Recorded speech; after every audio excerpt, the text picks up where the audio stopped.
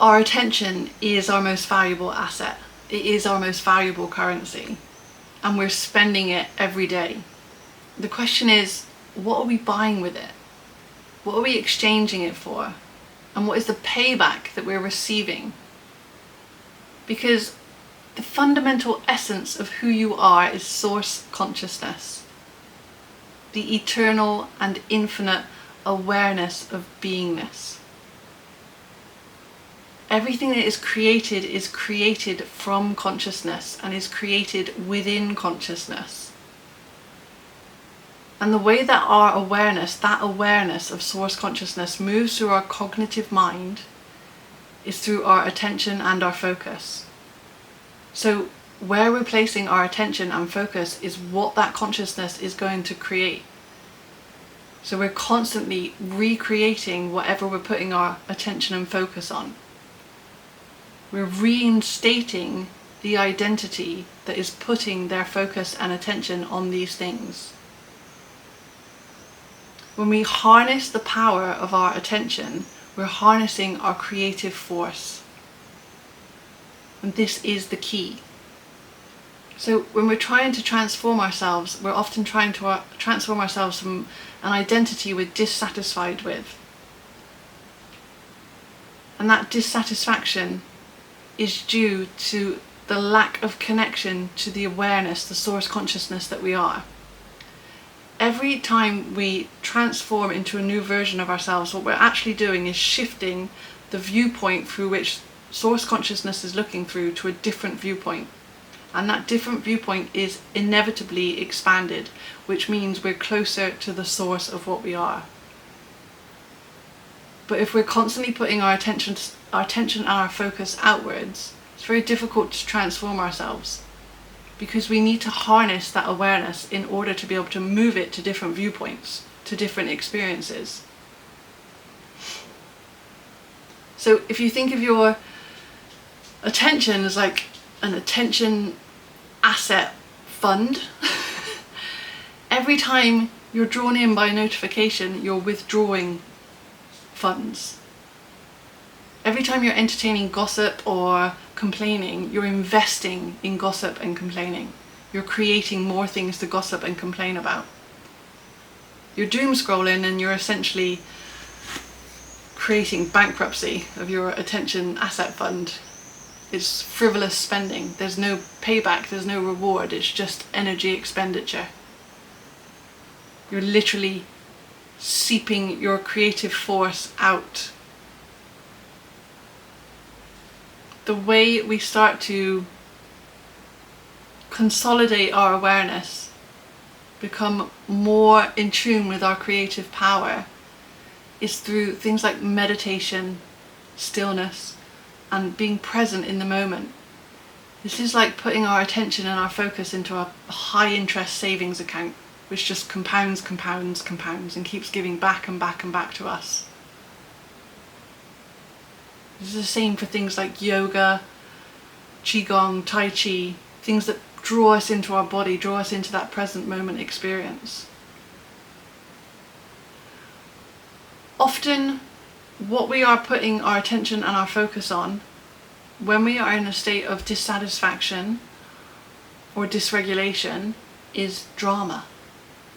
The friends, boyfriend drama, the family drama, the TV drama, the social media drama, the news drama, the drama. So we're just creating more drama, more disharmony, when actually there's enough psychological drama going on in most of us already. And that's actually why we put our attention and focus on other things. It's a distraction.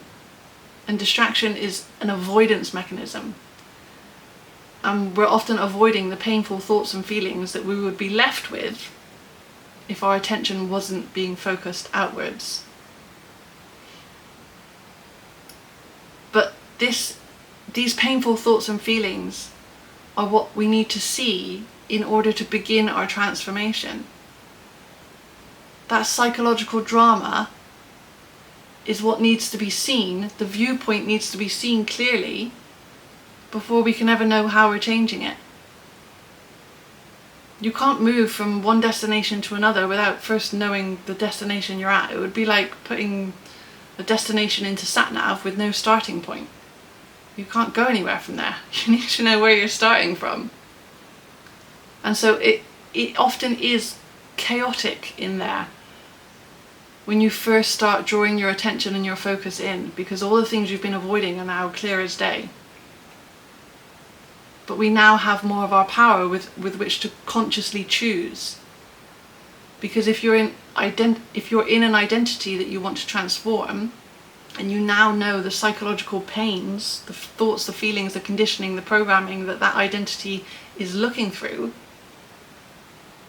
you know which direction you want to go. If you know what you don't want, you know what you do want. You know what your starting point is. You know what's holding you back. And people think that if you just focus your attention on yourself, that you become some kind of selfish, narcissistic knobhead. But the more you draw your focus and attention to yourself, the more you move through that psychological debris, the more you connect to source consciousness, who you actually are, which is neither narcissistic, selfish, or knobhead. It is peace, truth, love, clarity, creativity, abundance, compassion, kindness, benevolence. It is pure kindness that starts to overflow, so that everyone you encounter or everyone that comes into your atmosphere is connecting to that overflow. That you can't get more kindness than that. You're just not leaking energy with it. It's from fullness. And it's not that you can't have the conversation with your friend about the boyfriend drama. It's just that the version of you that now attends those conversations has much more clarity, has much more presence, has a much higher perspective. So you're not fueling the fire of the drama.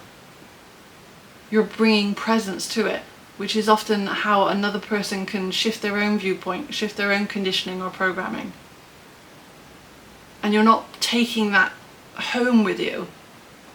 You're not spending more attention or focus on it once you've left the coffee shop.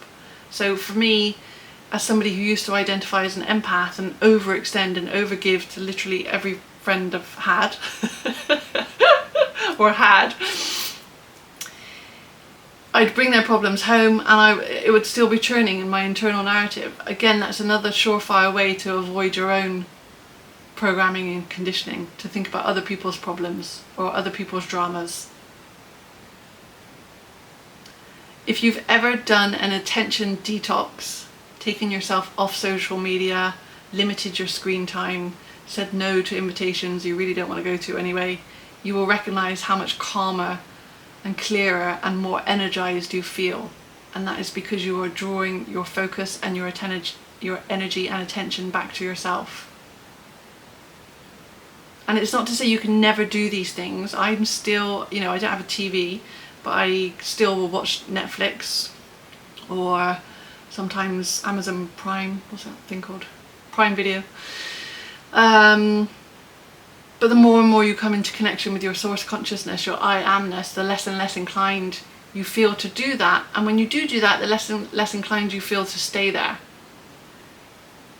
You recognize that your attention and focus could be put somewhere more beneficial. There's actually, this is mind-blowing to me, but I go to yoga classes like 4 or 5 times a week, and it happened again today actually. There are people on their phones scrolling, doom scrolling, right up until the second that the instructor starts the class. And then we'll do our 45-60 minutes of yoga, and straight out of Savasana, they pick up their phone again. So they've just done a practice which its whole purpose is to consolidate your focus and attention into the present moment, into what your body is doing in that present moment. And the second they're out of it, before they've even rolled up their mat, they're dispersing all of their attention. So any energy that they've consolidated is immediately dispersed again. And it's because people feel so uncomfortable sitting with themselves. This avoidance mechanism. So it's not about needing more time or more discipline or more motivation. It's about drawing our awareness back to ourselves, harnessing our power, bringing our attention and our focus back to ourselves. Because every minute we're spending in the lives of somebody else's experience, is a minute we're not creating our own. So this is the key, and you don't have to pay a teacher for it, you don't have to buy a course for it, you don't have to, it's always with you. You've always been holding the key.